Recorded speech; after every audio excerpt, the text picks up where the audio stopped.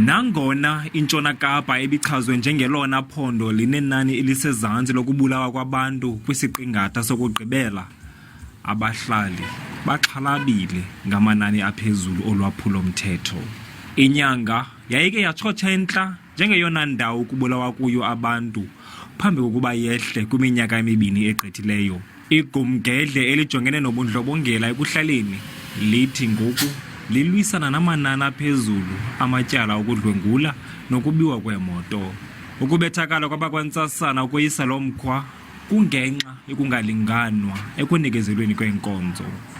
Yile nto saye sadibana no-social justice collusion, no-equal education, sabheka ezinkundleni zamatyala, sizama ukucenga nokunyanzelisa umphathiswa wesipolisi into yokubana bakhe bayijonge le nto yokuziswa kwezixhobo zokusebenza kwiindawo zethu. Bambi ekuhlaleni bathi baphila ubomi bentshontsho.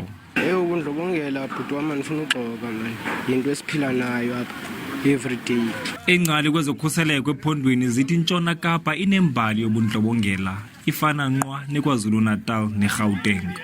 If we look at from going back to about 2011, is that actually the number of murders within the Western Cape has increased by almost 100%. So there's been about 100% increase over the past 10 years. Obviously, there was a bit of a decline in recent years with lockdown, but certainly we've seen this kind of upward trend over 10 years of increases in violent crime. Iingcali zithi iinkqubo zikarhulumente zezokhuseleko noko ziyeza neziphumo kancinci. Thule Joka, Iindaba zaseSABC, ndiseKapa.